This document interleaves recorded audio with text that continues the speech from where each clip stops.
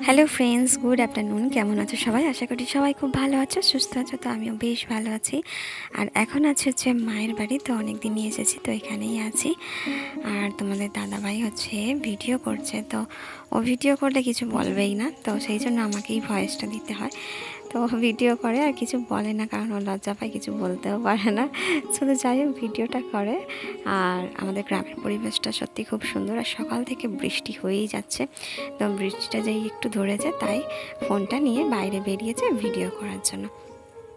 তো আমাদের এখানে মাঠঘাটগুলো এতই ভালো লাগে, তো কি বলবো বন্ধুরা। তো এরকম গ্রামের পরিবেশ তোমরা কে কে ভালোবাসো, কাদের পছন্দ, অবশ্যই কমেন্ট করে জানাবে। তো এই দেখো হাঁটতে হাঁটতে চলে এসেছে মাঠের ধারে। তো এই পুকুরগুলো কিন্তু আগে খুবই ভালো ছিল, মানে পুরো পরিষ্কার ছিল। আগে পানা এত ছিল না, তখন সবাই মাছ চাষ করতো, মাছ ধরা হতো আর কি। তো এইগুলো কিন্তু পুকুর আছে, তোমরা ভেবো না মাঠ।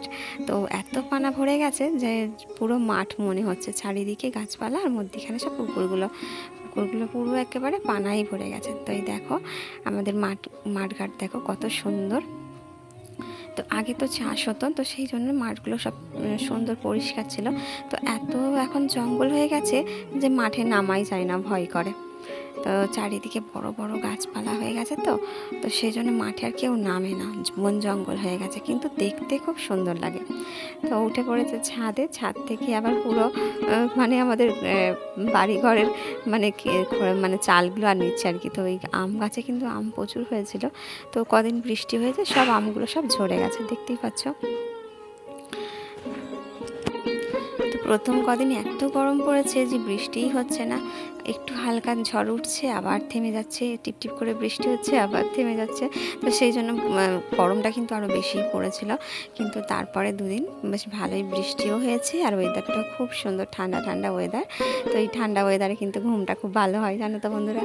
তো তোমার দাদাভাই ছাদে উঠে পড়েছে, তো ছাদে উঠে আর পুরো পরিবেশটা নিচে দেখো কত ভালো লাগছে। তো এখানে কিন্তু চাষ হয় না, কিন্তু এবছরে একটা মাঠই মানে চাষ হয়েছে দেখা যাচ্ছে।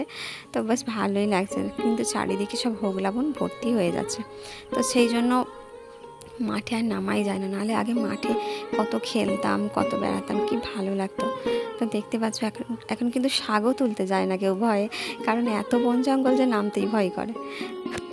তো আমি যেহেতু কন্টেন্ট মনিটাইজেশন পেয়ে গেছি, তো সেই জন্য বড় ভিডিও কি ছাড়বো সেটাই ভেবে পাই না। তো যাই হোক 3 মিনিটের ভিডিও পোস্ট করলাম, কেমন লেগেছে অবশ্যই কমেন্ট করে জানাবে।